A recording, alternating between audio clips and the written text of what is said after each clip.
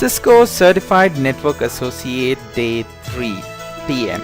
Welcome back everybody, this is Imran Rafa, your trainer for this entire series.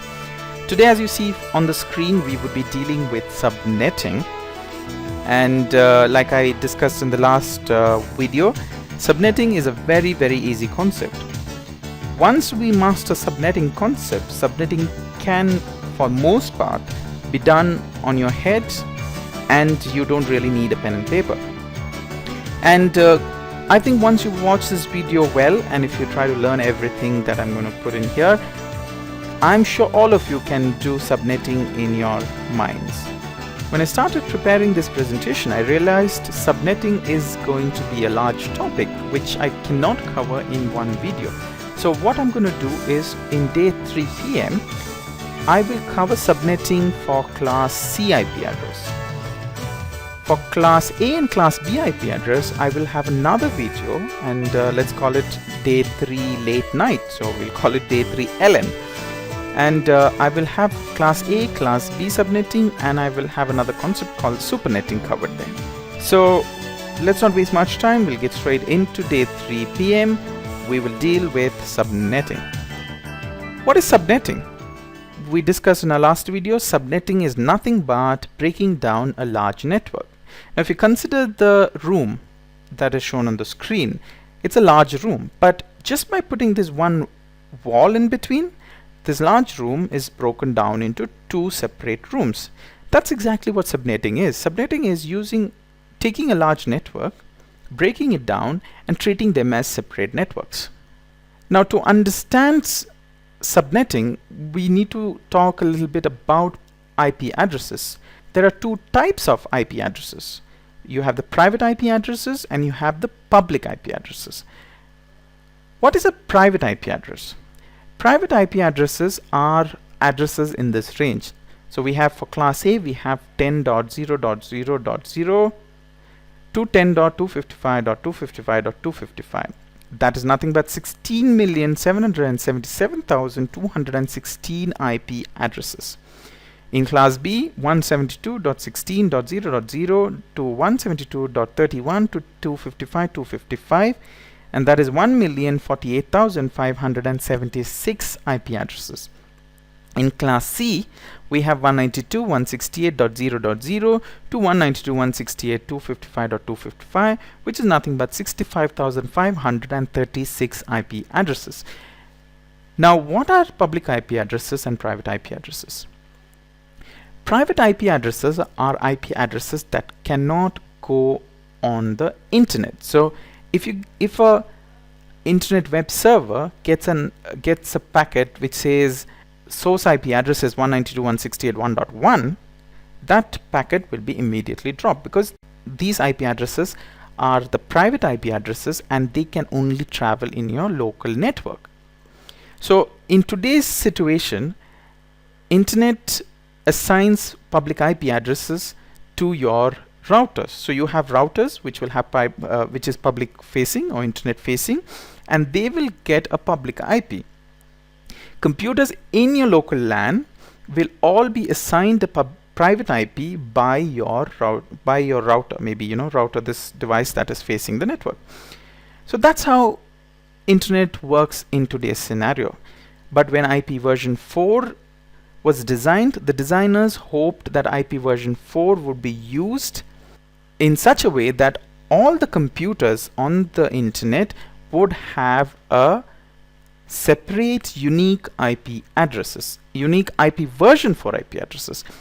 Because when they designed that, they thought there are 4.2 billion IP addresses in this 32-bit IP version 4 address, and they thought that would be enough for the whole world forever. So maybe they did not anticipate internet to grow as it grew in the last couple of decades, and very soon they realized they would run out of IP version 4, and that is when IP version 6 was designed. And also concepts like NAT, which we will learn later, which is nothing but network address translation, and private IP came about. Now what happened is, when internet started growing so fast, many devices, every human being today, you have a computer, you have an iPad, you have an iPhone or any phone, and all these phones and all these devices also try and connect to the internet. Now 4.2 billion is a very, very small address space for an internet that is growing so fast. So when NAT and public private IP came about, it reduced the number of IP addresses that had to be assigned to each computers, and each computer in today's scenario does not have an IP address that is internet facing. So the whole design of the internet had to be changed when the internet, the IPv4 addresses started running out. So in those days, what happened is, because of the class full IP addresses, when any company, let's say a company had 2 computers or 10 computers, when they went to the internet and as an internet service provider and then told them that they wanted an IP address, they wanted internet for their companies and companies' devices, and they wanted IP addresses, they would allocate, let's say for instance 192.168.1.0 range. Now 1.0 range /24, according to how we discussed in the last video, it has 254 IP addresses, but the company had only maybe 10 computers, so it literally wasted about 244 IP addresses. Now that is what happened, and internet IP addresses were running out very, very fast, and that is about the time when they realized that there was a need for subnetting, where they could break down these large networks and treat them as separate networks. So before we go into subnetting, let's do a recap and let's see how Class C IP addresses work. So Class C IP address 192.168.100.225. Subnet mask is 255.255.255.0. When we convert it into binary, this is what we get. And knowing what we know from our previous video, we know that the separation of network and host happens here, and this is nothing but /24, right? Because there are 24 ones. According to the formula, 2 to the power host, the number of host bit is 8 because we have 8 zeros, minus 2. So this Class C network has 254 valid hosts.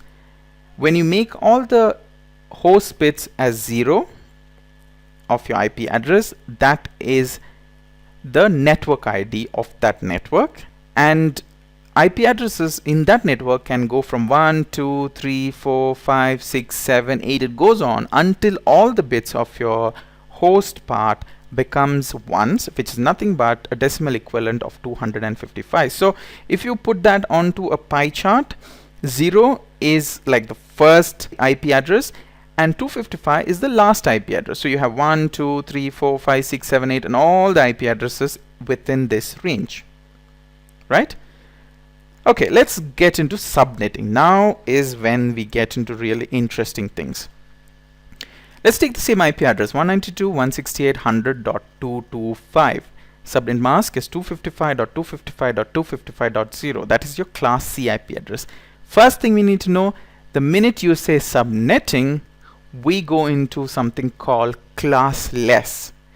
And when you see /24, whenever you say slash notation, it is nothing but CIDR notation, and CIDR stands for classless interdomain routing.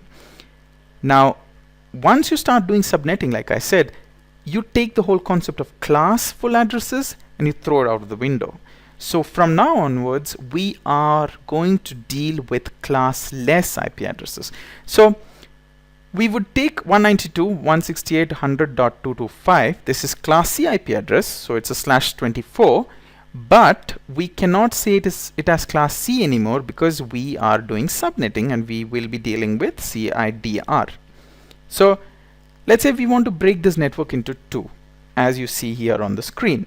So it's like an apple. If you take an apple, give it 1 cut, it breaks into 2 pieces, right?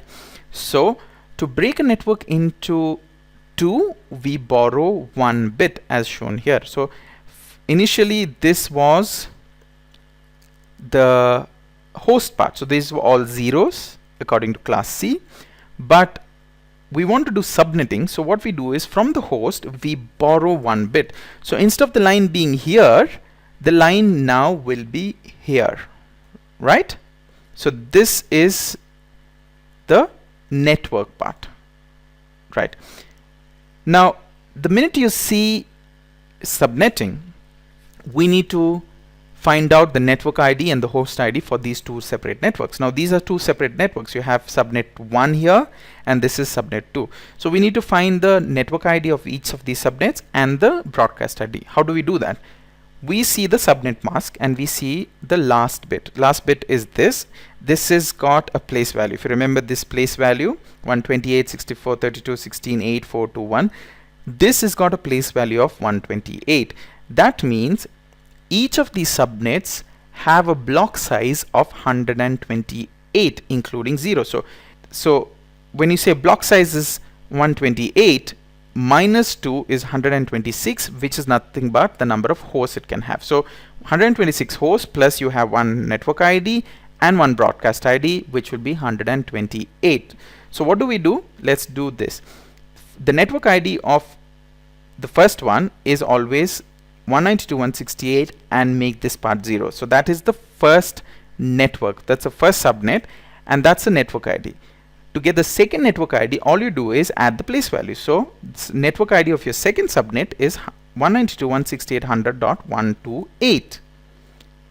How do we get the broadcast ID of these subnets? You do is minus 1 from 128, so it is 127. That's the broadcast ID, and of course you can't go beyond 255, so 255 is the broadcast ID of second subnet. That's all there is to subnetting. So subnetting is nothing but borrowing a bit from your host part and create a network. So you're breaking this network into two. So borrowing one bit. So originally, if you remember, subnet mask was 255.255.255.0. Now the new subnet mask, because we borrowed one bit, this part, so let me take another color. This part is now the fourth octet is nothing but 128, because 1000 is nothing but 128 in decimal. And as we know, because we have now /25, because we have 25 bits in the network, but these addresses are going to be /25 addresses. Right, now that is nothing but subnetting, and it's very easy. To understand this concept a little more, we will take another example. Now you get an IP address 192.168.100.225. Subnet mask is 255.255.255.192. We'll convert the subnet mask into binary. That will be this, and if you see, the original separation was here.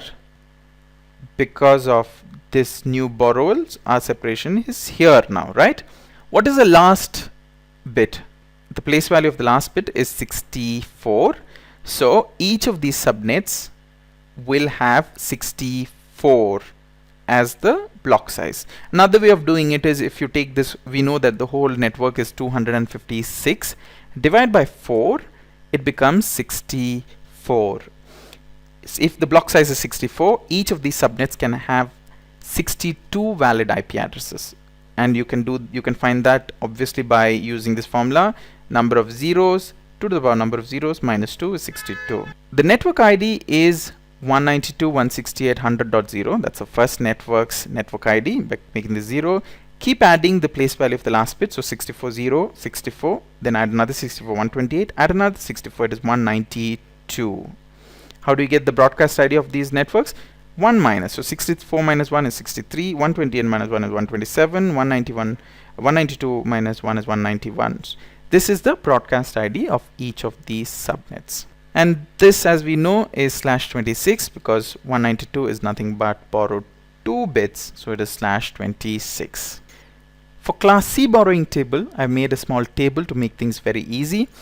When we borrow 1 bit, the mask value becomes 128, if you see here. So it is going to be 255, 255, 255, 128. When you borrow 1 bit, it creates 2 subnets. How do you know 2 subnets? It's very easy. 2 to the power number of bits borrowed. 2 to the power 1 is 2. The block size, as we see here, if 1 bit is borrowed, block size is the place value. So 128 is the place value. Number of hosts is always 2 minus the block size. CIDR is /25, because it was 24 class C, you're adding one more /25. When you borrow 2 bits, the mask value becomes 192. That is 128 plus 64. So the mask value is 255, 255, 255, 192. It creates 4 subnets. If you borrow 2 bits, 2 to the power 2 is 4 subnets. Place value is 64, so that's the block size. Number of hosts is always -2, it's 62. CIDR is /26. Similarly, for 3 borrowed bits, mask value is 2 to 4, as you can see on the bottom of your screens. That is also got by adding wherever you have 1. So 1, 2, 3, 128, 64, 32 is 2 to 4. 4 subnets, host is 32, -2 is 30, CIDR is /27, and the block size, you see the last bit's value, it's 32 is the block size. So similarly, 4 bits is this, 5 bits if you borrow this, 6 bit if you borrow, this is the value. I wouldn't want you to remember this entire table, but I would want you to remember this value. So whenever you see 1 bit borrowing, you can know the subnet mask is 128. If it is 2 bits is 192, 3 bits 2 to 4, 4 bits 240, 5 bits 248, 6 bit is 252. So this is going to be a magic number, so just remember this number. I think that is going to be very, very, very easy. And of course, the block size can be derived by looking at this magic table. And the CIDR, obviously, you can see how many bits you're borrowing. You just add that to 24 you have. So this is pertaining to class C. We will be discussing about class B and class A in the next video. Alright, let's get into some problems. We will try to understand subnetting a little more. We have a requirement. It says create 3 subnetworks. Use a class C IP address of 192.168.1.0. And it says determine the network ID and broadcast ID of all the subnets. First, what do? Can we break a network into 3? No, we can either break it into 2 or break it into 4. It's always in multiples of 2. So to create 3 network, we break it into 4 networks. If you want to break it into 4, we know we have to borrow 2 bits, and the last bit's place value is 64. Then we know that each of these subnets have a block size of 64. That is 64 minus 2 is 62 valid hosts in each of these subnets. How do we get the broadcast ID? How do we get the network ID of each of these subnets? Start with 192.168.1.0, add 64, add 64, add 64. 0.0 is here, .64 is here, .128 is here, .192 is here. These are all the network ID of each of these 4 subnets. How do we get the broadcast ID? 64 minus 1 is 63, so that is the broadcast ID of this network. 128 minus 1, 127. 191 is the broadcast ID here, and 255 is the broadcast ID here. Very simple. And questions like this, determining the network ID and broadcast ID, is going to be part of your CCNA. So start creating the solutions, So start doing all these calculations in your mind. It's going to be very, very easy, and in your exams you will not have much time. It'll be very fast. They'll ask you a question, and if you spend more time on that one question, you're going to waste a lot of time later in your exam. So immediately you see a question, quickly get the network ID, broadcast ID, and answer it. Let's look at another question. So your question is going to be something like this. You will have an IP address, they'll give you a subnet mask, and they'll tell you find the network ID and broadcast ID of this particular IP address.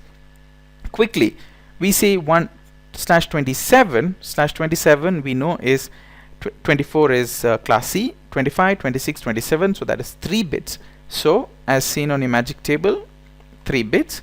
That means each of these subnets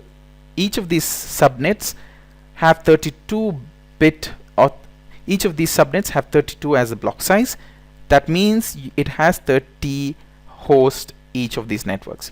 We start at 192.168.225.0 as your network ID of the first subnet, and keep adding 32. So 0, 32, 64, 96, 128, 160, 192, 224. That's your network ID. How do you get the broadcast ID? 31, 63, 95, 127, 159, 191, 223. Now, where does this IP address come? 192.168.225.212. each of these number represent the last octet. So 212 comes here. That means the question, our answer for this question to find the network ID and the broadcast ID is this: 192.168.225.192 is our network ID, and 192.168.225.223 is our broadcast ID. So in our exams, you will just have a question like this, and they'll give you 4 options, and immediately if you do this, you can know that this answer is the right answer. So you don't need to waste much time. Quickly you can go to the next question. Alright, next let's get into another concept called VLSM. VLSM stands for Variable Length Subnet Mask. In all our previous examples, we broke down a network into equal parts. Now that is not feasible in many cases. Let's for instance take this question. It says design a network with 3 networks: marketing, sales, management. Marketing requires 60 computers, sales requires 100 computers, management requires 34 computers. Now, like in our previous question, 3 networks, you cannot break a network into 3, you break it into 4. But the problem is, the minute you break it into 4, each of them will support only 62 hosts. But we have a requirement for 100 computers in the sales department. But in this, because we need only 3, there is 62 hosts here, that is wasted, right? So better way of breaking down the network is like this. We break 126 as one part, and then you break it into 62 and 62 for the other parts. How do you do that? First, take the highest requirement. So highest requirement is 100 computers. Take your magic table, see how many bits you need to borrow for 100 tables. So we borrow 1 bit. Can we borrow 2 bits? So the minute we go to 2 bits, block size becomes 64. 64 means you only have 62 valid hosts, but we need 100 hosts, so we have to stay at one bit borrowing. When you borrow 1 bit, let's start with 192.168.1.0. so your network ID is 0, but with borrowing only 1 bit, the block size is 128. So the next IP address that's going to start is 128. So the broadcast ID is 1 less, it's 127. In between, we have 126 valid hosts, which is perfectly fine to accommodate our sales department. Now, next highest is marketing department, which requires 60 computers. 60 computers, can we go to 3 bits? We can't, because it is 32. We need to stay at 2 bits. So when we borrow 2 bit, our block size is 64. So we start with an IP address 192.168.1.128, because that's the next available IP address. And we add 64, so that is 192 is going to be here, 1 less than that is 191. So 128 to 191, if you add both these numbers, it is 64 IP addresses. So that's block 64 is the block size, minus 2, you get 62 valid hosts, which is perfect for our marketing department, which requires only 60 computers. So network ID is 192.168.1.128. and the broadcast ID is 192.168.1.191. But remember, here it was /25, but in the marketing department it is going to be /26. Next, we go to the management department. So the management requires 34 computers. We can't borrow 3 bits, because in 3 bits we get only 30 valid hosts. If you see here, 32 minus 2, we need 34 hosts, so we leave it at 2 bits borrowing. And we know the next IP address is 192.168.1.192, and since it is 2-bit borrowing, it's a block size of 64. So 192 and the broadcast ID is 255. The network ID is 192.168.1.192/26, and the broadcast ID is 192.168.1.255/26. It's very easy, isn't it? It is very easy, and it is something I think I mean, of course you require a lot of practice, so but if you practice it well, it is going to be very, very easy. So what we'll do is we'll end this video here. We will come back in our next video. We will deal with class A and class B subnetting, and of course we will also deal with another concept called supernetting. and we will try and do a lot of CCNA exam type questions so that we get practicing. And of course, like I have told this before, like I don't think so I can repeat it enough. Please watch this video as many times as you want so that you get thorough with the entire concept of subnetting, and you should be able to do this in your mind. You don't really need to take a pen or paper, you don't need to take a calculator. Obviously you cannot get a calculator in exam, so don't even think about your calculator. But I would say try and get it in your mind so that it becomes second nature to do all your binary multiplications and binary tables, and all these things should be second nature, so you can quickly find out the answers and your subnettings. If you have any questions, like I've always told you, please feel free to write to me, or you could also comment on the section below this video. Please share this video, please like it, and please subscribe to our YouTube channel. Thank you so much for watching, and I am here to help you anytime you want. Thank you so much. Bye bye.